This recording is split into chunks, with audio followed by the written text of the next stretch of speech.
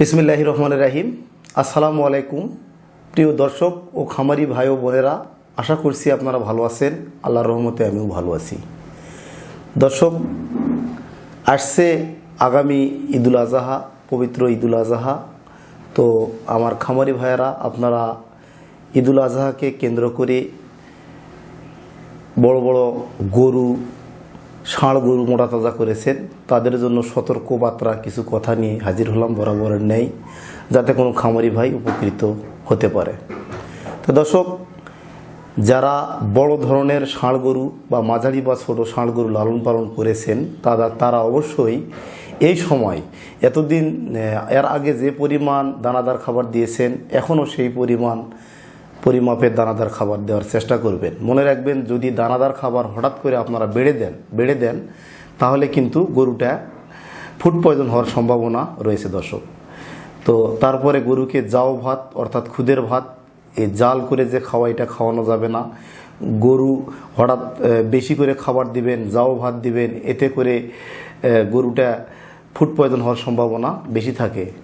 তারপরে আম খাটালের সময় বিয়ে বাড়ির বাসি ভাত, পচা ভাত, তারপরে আম কাঁঠাল, এগুলা দেওয়া যাবে না। এগুলা দিলে কিন্তু গরুর ফুড পয়জন হওয়ার সম্ভাবনা বেশি থাকে। তারপরে দর্শক, ফিড দেওয়া যাবে না। যদি মনে করেন যে আগে সারাদিনে 2 কেজি দানাদার খাবার দিতেন, এখন আপনি 4 কেজি বা 5 কেজি দিবেন, এক্ষেত্রে কিন্তু ফুড পয়জন হওয়ার সম্ভাবনা রয়েছে দর্শক। তো মনে রাখবেন, একটা গরুর যদি আপনি বেশি লাভবান হওয়ার আশায় যদি ফুড পয়জন হয়ে যায় বেশি খাবার দিলে, তাহলে কিন্তু গরুটা এমন হতে পারে আপনি কুরবানি ঈদ সামনে, আপনি ঈদের হাট পর্যন্ত পৌঁছাতেই পারবেন না। গরু ফুড পয়জন হয়ে গরু আরও ওই ফুড পয়জন কেস ট্রিটমেন্ট দিলেও গরু হয়তো সুস্থ হবে, কিন্তু দেখা গেছে যে গরুর মধ্যে অনেক ধকল চলে যাবে এবং গরুর স্বাস্থ্য অনেক হানি হয়ে যাবে। তাই আপনারা এই বিষয়গুলো খেয়াল রাখবেন। অধিক পরিমাণে খাবার বর্জন করবেন, অধিক পরিমাণে খাবার না দিয়ে স্বাভাবিক মতে খাবার যেভাবে আপনারা লালন পালন করতেন ওইভাবেই খাবার দেওয়ার চেষ্টা করবেন। এতে করে আপনিও লাভবান হবেন এবং আপনার রিস্ক থেকে আপনি রেহাই পাবেন। তো দর্শক বন্ধুরা, আপনারা গরু মোটা তাজা যারা ইতিমধ্যে করেছেন, তারা সুষ্ঠুভাবে গরুর দাম পান, মূল্য পান, আমি দোয়া করব অবশ্যই। আর আমরা ডেক্সামেথাসন বা বিভিন্ন ইনজেকশন দিয়ে গরু মোটা তাজাকরণ এগুলা পরিহার করব। ইতিমধ্যে যারা করেছি, নেক্সটে আমরা এটা পরিহার করব এবং আমরা বিভিন্ন প্রকার খাবার না খাওয়ায় ভালো খাবার দিয়ে গরু মোটা তাজা করার চেষ্টা করব।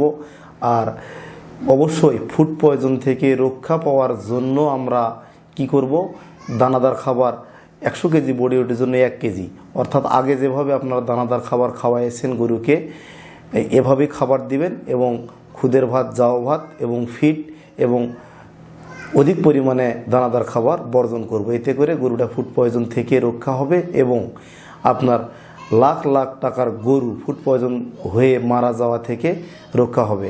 দর্শক, আপনি যদি ফুড পয়জন যদি হয় গরুটা মারা গেলে আপনি শেষ। এতদিন গরু লালন পালন করলেন, কিন্তু আপনি ঝুঁকিতে পড়ে যাবেন যদি ফুড পয়জন হয়।